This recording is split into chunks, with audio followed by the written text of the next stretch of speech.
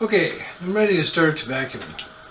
And these are the 4 basic parts, if you will, groups, for the Rainbow. There's the Rainbow itself. This is its water basin. In here is its hose, which I'll show you how to attach. And the water buckets for carrying water to fill this up.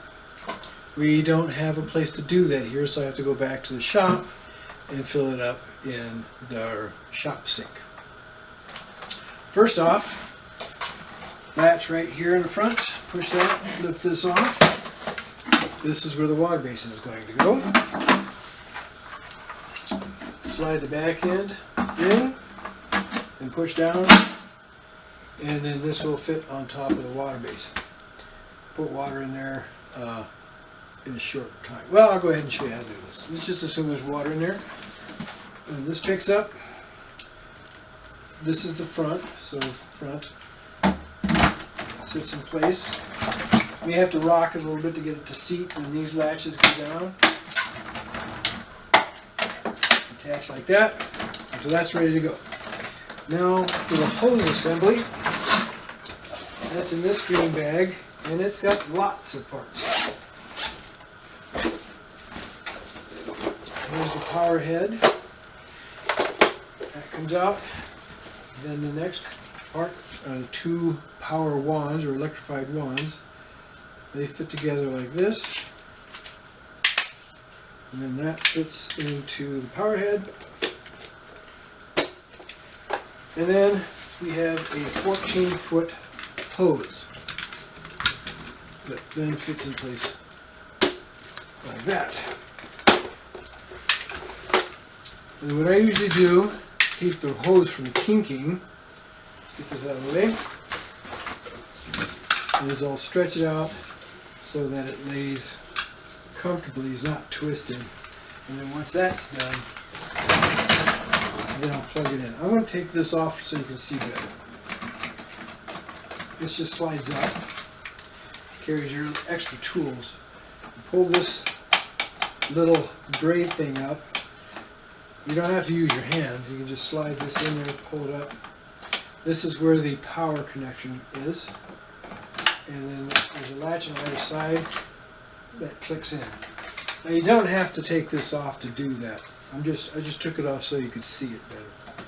And this slides back in place. So that's ready to go. Then power cord is on the back. You can actually wind it up, but I just roll it into a coil and put it on here. This is a brush for the floor cleaner. This power head detaches by just simply stepping on this with your foot, pulling the wand out.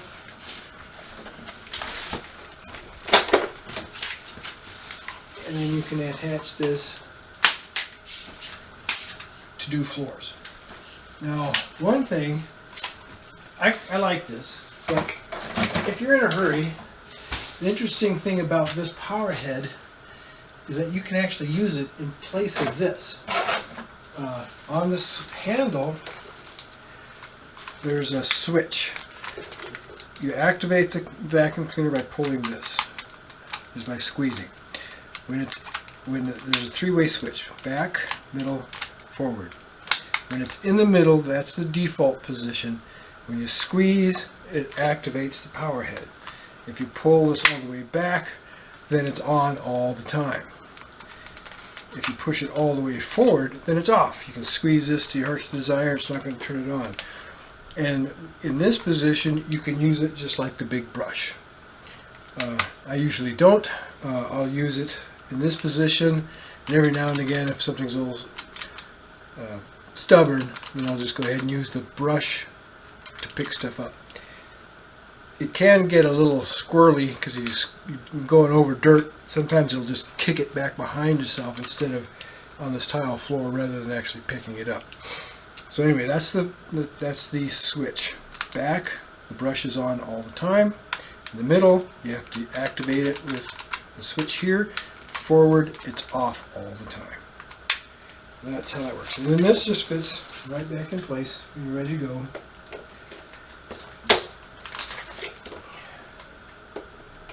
a little stubborn. There we go. And of course, the attachments are the usual crevice tool, dust brush, and the small head. And also in the bag is an extension cord. That's about it.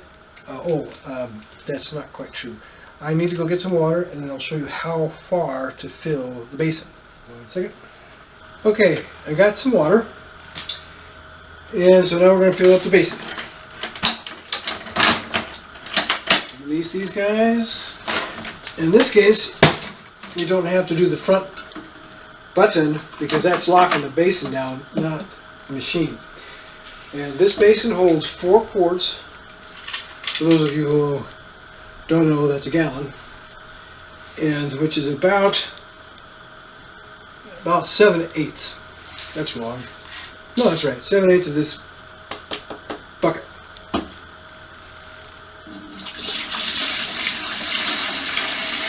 And you pour the water in, and then there is a little button. What they tell you officially is there's a little button, and you want it to be about 3/8 inches over this button in the center. I found the reason is the water level has to be high enough so that this chute is actually in the water. The way it works is the air with the dirt and everything goes in there into the water, and the machine creates kind of like a cyclone in there, which then filters out all the bad stuff. This acts as a filter, like on a bagged vacuum cleaner or one of those bagless ones where they have the cyclone in there. Well, this is a water cyclone. It actually sucks all the dirt out. This works best for our business compared to those bagged ones. The bagged ones, if we were to use those, I wouldn't even be able to finish the upstairs, which is far cleaner than here with one, because it'd get clogged. Likewise, the cyclone ones, the dust here is so fine, it doesn't stay in the collection container, it goes right into the filter. It's just bad. So this one works really, really well. This also has what's called a HEPA filter, which is a very fine filter in the back, but that doesn't have to be cleaned very often. Anyway, like I said, 3/8 inches over this button, but that's a pain to try and figure out. So what I've learned is 3/8 inches over this button is where the water level winds up coming to this, basically fills up this back reservoir area.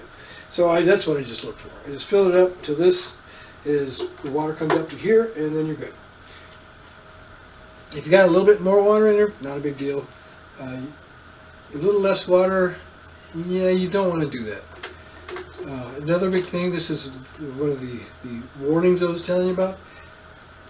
Do not operate this vacuum cleaner without water in the basin, because as I mentioned, the water acts as a filter. If you don't have water in there, it all goes right up through the rotor blades in here and into the back filter and just clogged it. And this machine will only work for, I don't know, depends on the carpet, but just very short period of time, in which case it just starts spitting stuff all over the place. And then I have to spend a hell of a lot of time cleaning it. So don't do that. Make sure there is water in the basin before operating the Rainbow. And then, of course, just like last time, this goes back on top. Lock there, and you're good to go.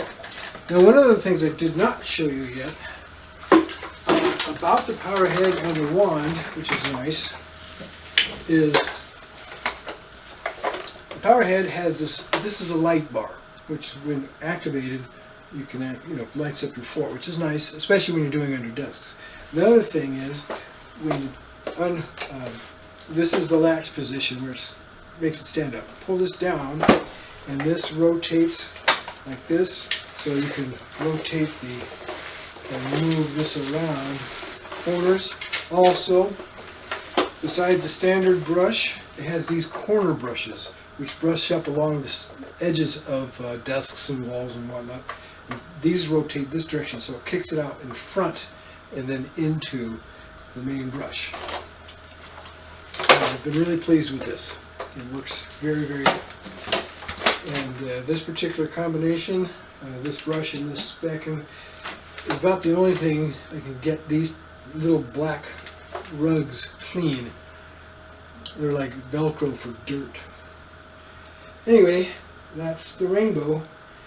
And the rest of other than the fact that this rotates and whatnot, works just like any other vacuum as far as using it. Now obviously setting it up and whatnot is different. Now when you're done vacuuming, and this one will, what's optimal is if you use, clean the downstairs with it and then dump the water because obviously it gets dirty, and then use it again to clean the upstairs in this building. There's a light inside the basin that allows you to see the water, and when it starts to get real murky, then you're going to want to change it. The way to change it is obviously turn the machine off, take the basin out, and then take it outside and dump it in a fairly inconspicuous place. Then rinse the basin out in the shop sink or with a hose, and then refill it. Do not dump it in the toilet. It will clog the toilet. So that's about it for the Rainbow. One thing I forgot to mention is when using the vacuum cleaner and you're going along and you're pulling it, you have to be careful because as you can see, it pulls right here, kind of high up on the machine, and the width of the dolly is not that great. And so if you're at an angle and you pull, depending on the carpet surface that you're on, you can actually tip this over, in which case all the water goes right up into the engine. Also not a good thing. Well, actually it doesn't go up into the engine, but it goes up into the impeller blade and then into the filter, and again I'm back to cleaning the thing up. And when I do that, I have to take the whole machine apart, literally. That can take some time. So just be careful to make sure that when you're pulling along with it. If it's at a little bit of an angle, it's not too bad, but definitely never do this where it's facing the wrong direction because it will tip over. So obviously trying to avoid running with the cord simply because it's a pain in the butt.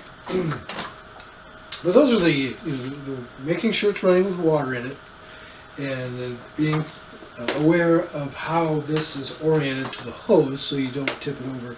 Those are the big things to watch for as far as dangers go. That's it.